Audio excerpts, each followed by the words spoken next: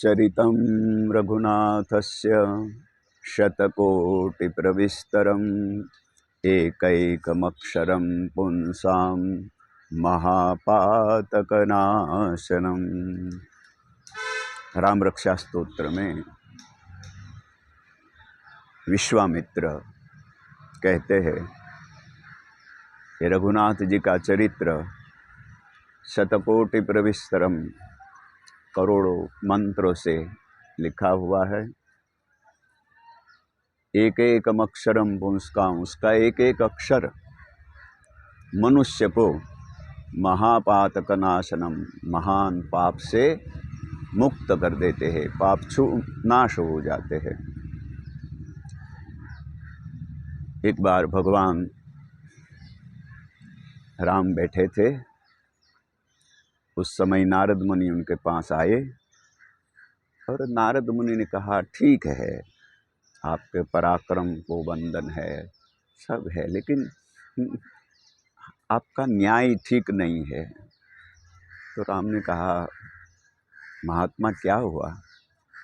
तो कि देखो, ये विभीषण आपके साथ कब तक रहे? तो कि युद्ध दरमियान रहे।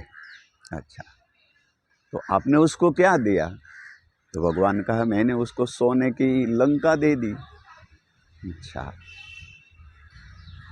और हनुमान जी आपके साथ विभीषण से ज़्यादा रहे और उसने युद्ध में उसकी सारी जाति की बाजी लगा दी, फिर भी आपने हनुमान को क्या दिया?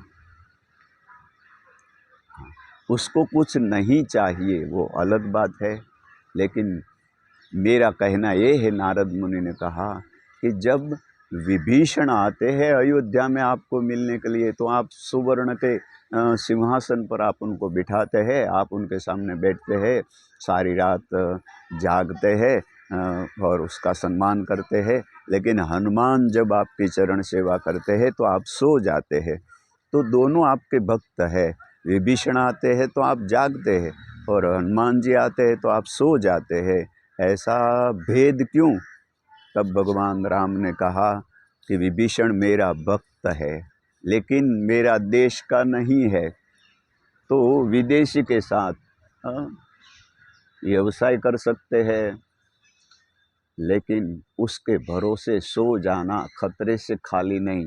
विभीषण आवे तब मैं सो जाऊं और उसके दिल में ऐसा होगा कि उसने मेरे भाई को युद्ध में मार दिया था, तो हो सकता है वो मुझे मार कर चला जाए। इसलिए विदेशी व्यक्ति के भरोसे सो जाना वो राष्ट्रीयता नहीं है। और हनुमान जब मेरे पास है तब ही मैं शांति से सो जाता हूँ, क्योंकि वो मेरे देश का है, उस पर विश्वास किया जा सकता है।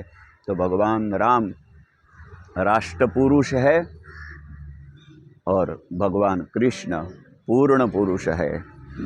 रामो राजमणि सदा विजयते, जितने भी राजा हुए, जितने भी राजा है और जितने भी होंगे, उस सब में उसका मणि, उसका मुगट भगवान राम है। तो अपने राष्ट्र को सुखी और समृद्ध करने के लिए हम सबको भगवान राम का आदर्श स्वीकारना होगा। अस्तु, शुभम भवतु।